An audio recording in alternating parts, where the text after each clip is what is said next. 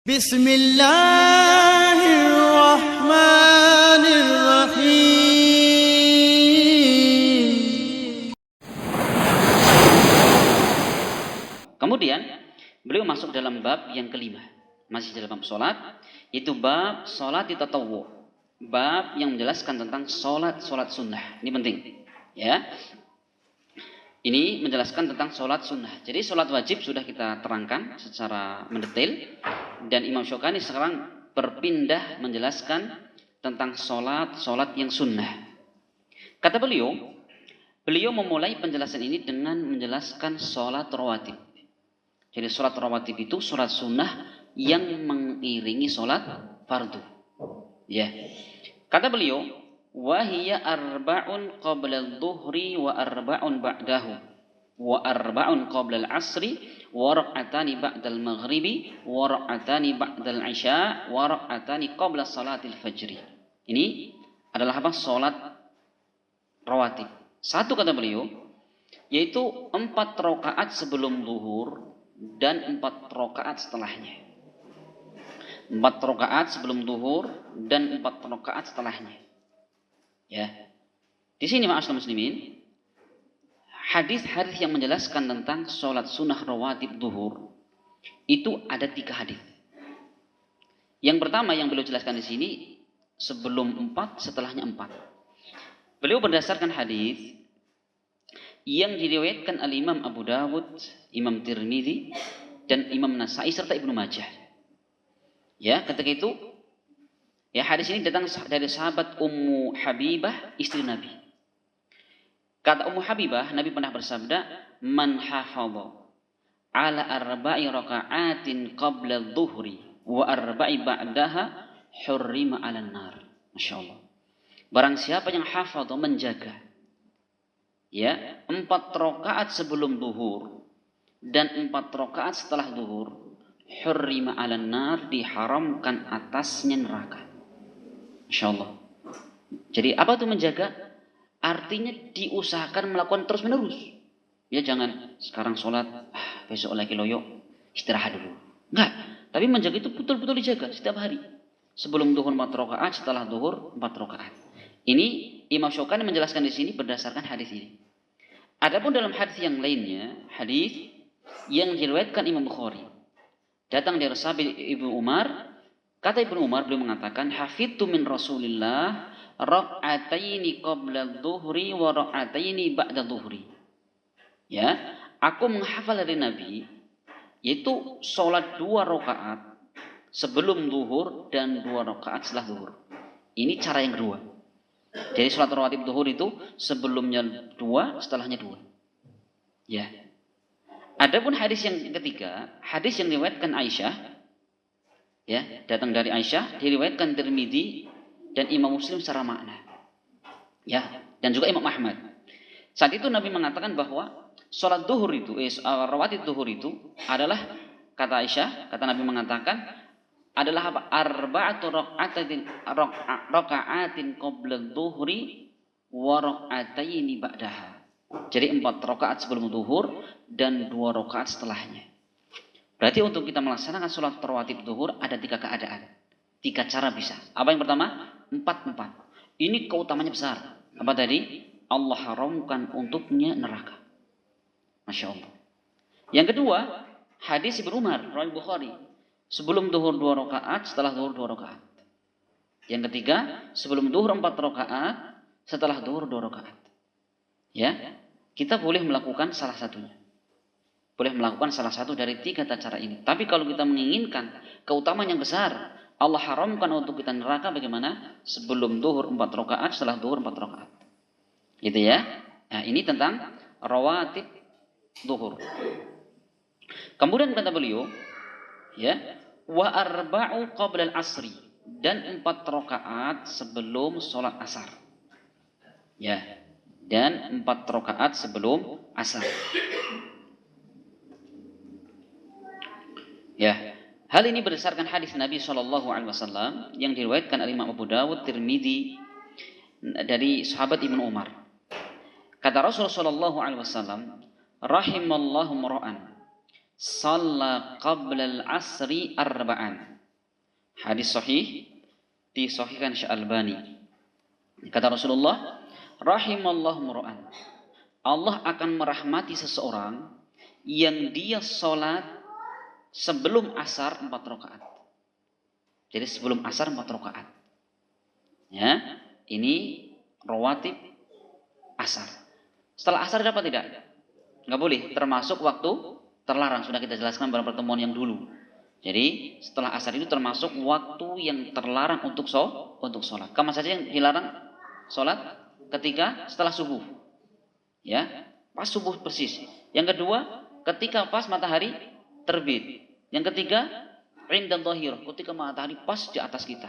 Yang keempat, ketika setelah sholat asar.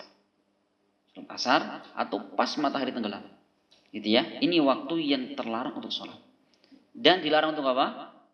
Untuk mengubur jenazah. Ini 3 waktu atau 4 waktu yang Rasul melarang kita untuk sholat atau untuk mengubur jenazah. Tapi sholat apa yang dilarang di situ? Sholat yang mutlak. Jadi kalau sholat yang muqayyad, sholat yang ada sebab itu boleh. Contoh kita tahiyatul masjid, masuk masjid, habis asar boleh. Kita jam 6 ke masjid karena ada perlu ke masjid, kemudian kita sholat tahiyatul masjid boleh. Karena Rasul mengatakan, idza dakhala ahadukumul masjid fala yajlis hatta yarka'a rak'ataini. Jika salah seorang di antara kalian masuk ke masjid, jangan langsung duduk, tapi sholatlah 2 rakaat. Perhatikan ya, Rasul nggak menyebutkan kapan waktunya. Pokoknya kapan masuk masjid, sholat 2 rakaat. Gitu ya. Nah, jadi ini adalah apa? 4 rakaat sebelum asar. Bagaimana kalau 2? Ada. Kalau riwayat 2 juga ada. Ya, dalam hadis yang lainnya, ya, juga Nabi mengatakan ini ba'dal maghrib. Oh ya, nggak ada ya. Atau 2 rakaat juga boleh. Nah, kemudian masyaallah muslimin, warak'atani ba'dal maghrib, dan 2 rakaat setelah sholat maghrib. Ya, dan 2 rakaat setelah sholat maghrib. Sebagaimana hadis Ibnu Umar tadi kelanjutannya, Rasul mengatakan warak'ataini ba'dal maghrib, dan aku menghafal dari Nabi 2 rakaat setelah maghrib. Ya, setelah maghrib. Berarti kalau sebelum maghrib ada nggak rawatib? Nggak ada. Kalau sholat boleh nggak? Boleh. Kalau kita sholat sebelum maghrib 2 rakaat, itu bukan rawatib. Tapi ini maksud dalam hadis Nabi, baina kulli adzanaini sholatun. Setiap 2 adzan, antara adzan iqamah itu ada sholat di situ. Apa hadisnya? Baina kulli adzanaini sholatun. Setiap ada adzan dan iqamah itu boleh sholat di situ. Maka sebelum maghrib itu nggak ada rawatib maghrib. Adanya apa? Hadis yang mengatakan setiap ada adzan dan iqamah itu boleh untuk sholat. Gitu ya. Jadi saya terangkan, yang pertama apa? Setelah dan sebelum duhur. Kemudian sebelum asar. Kemudian setelah maghrib. Sebelum habis asar nggak ada, sebelum maghrib nggak ada. Kemudian warak'atani ba'dal isya, dan 2 rakaat setelah sholat isya. Ya, ini seperti hadis Nabi dari Ibnu Umar, warak'atani ba'dal isya, dan 2 rakaat setelah sholat isya. Ya, ini Nabi SAW di dalam hadis yang lainnya juga menerangkan, yang diriwayatkan Imam Muslim. Ya, kata Aisyah belum mengatakan wa yusalli bin nasil isya'a wa yadkhulu fi baiti fa yusalli rak'ataini. Kata Aisyah, jadi Nabi itu ketika sholat isya di masjid bareng manusia, bareng sahabat yang lainnya. Wa yadkhulu baiti, kemudian beliau masuk ke rumahku, fa yusalli rak'ataini, kemudian beliau melaksanakan sholat sunnah 2 rakaat di rumah. Jadi beliau lebih banyak melakukan sholat sunnah di rumah. Dan itu memang seafdolnya sholat. Nabi mengatakan, afdalus sholati fi baitiha illal maktubah. Ya, sholat yang paling utama adalah di rumah, kecuali sholat wajib. Ya, ini. Maka pernah kita mendapatkan sebuah perbuatan para ulama kita terdahulu. Ada seorang ulama, dia tidak pernah sholat sunnah di masjid dalam hidupnya kecuali sekali. Berarti di mana sholatnya? Di rumah terus. Jangan-jangan nggak sholat tuh nggak bisa gitu. Ya, para ulama itu luar biasa. Ya, nah, jadi kita jangan seudon. Ulama jangan-jangan nggak sholat nggak gitu. Ya, Nah, Nabi ini ketika sholat sunnah di rumah. Maka Nabi pernah mengatakan, la taj'alu buyutakum maqabiru. Janganlah kalian menjadikan rumah kalian seperti kuburan. Artinya apa? Sepi, nggak pernah baca Al-Quran, nggak pernah sholat. Seperti kuburan. Adanya apa? Jangkrik. Gitu ya. Iya, itu tempatnya jangkrik. Sama setan kata orang itu ya. Padahal enggak, setan di mana-mana, Pak. Ya, karena setan itu dari kata apa? Kata para ulama, syaitana yastulu. Semua yang menyimpang dari kebenaran itu syaitan. Ya, jadi syaitan itu semua yang menyimpang dari kebenaran. Ya, itu syaitan. Maka kalau kepalanya hitam tapi itu menyimpang kebenaran itu syaitan. Apalagi menghalangi manusia dari kebenaran. Udahlah, mau ngomong akhirat, ngomong juga belum pernah melihat. Nah, ya, nggak pernah melihat, no, tapi ini belum melihat, kok ngomong akhirat. Nah, itu kepalanya manusia, hatinya syaitan. Hatinya apa itu? Nah, ini ya perhatikan. Kemudian waraqatani ba'dal isya, dan 2 rakaat setelah salat isya. Kemudian yang terakhir kata beliau, waraqatani qabla salatil fajri, 2 rakaat sebelum salat subuh. Setelah salat subuh ada? Tidak ada. Nah, adapun hadis yang menjelaskan tentang keutamaan salat 2 rakaat sebelum subuh. Nah, dari salat rawatib yang ada, ini yang paling ditekankan Nabi salat fajar ini. Sampai Nabi SAW dalam hadis Aisyah diriwayatkan Imam Bukhari Muslim, kata Aisyah, "Anan nabiyya lam yakun ala syai'in minan nawafili asyaddu mu'ahadatan minhu ala rak'ataini qabla subhi." Nabi itu tidak pernah ya begitu menjaga dan memperhatikan dari salat-salat sunnah ya melebihi 2 rakaat sebelum subuh. Jadi Nabi itu luar biasa. Bahkan ada sebuah riwayat, Nabi kalau tidak sempat sholat 2 rakaat sebelum subuh, beliau kemudian melakukannya setelah subuh. Ya, saking perhatian beliau. Karena pada dalam hadis Aisyah, diriwayatkan Imam Muslim, Nabi mengatakan, "Raka'atainil fajri khairun minad dunya wa ma fiha." 2 rakaat sebelum subuh. Sholat sunnah ini. Itu pahalanya jauh, bukan sama ya. Khair itu maknanya akhyar. Lebih baik daripada dunia dan sisinya. Masya Allah. Itu baru sholat sunnahnya. Jadi sholat sunnah sebelum subuh 2 rakaat itu, kebaikan dan pahalanya lebih baik daripada dunia dan sisinya. Itu baru sunnahnya. Kiranya bagaimana kalau yang wajibnya? Ya? Iya, kadang kita, lebih baik dunia seisinya. Coba sekarang ngitung isi dunia apa, saudara? Biar kita kadang-kadang biar ini ada gambaran. Apa di isi dunia? Ada harta. Ada mobil, ada rumah, ada wanita cantik, ada ya? Baru mulai wanita cantik ya, itu ya. Masya Allah, rumah mewah, kebun, sawah, kemudian peternakan itu. Ternyata apa? Itu semuanya kalah keutamaan daripada orang yang sholat 2 rakaat sebelum subuh.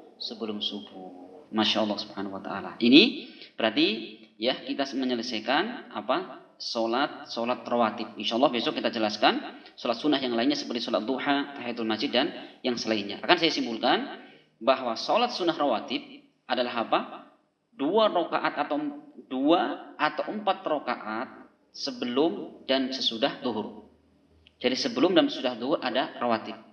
Kemudian sebelum asar. Kemudian 2 rakaat setelah maghrib.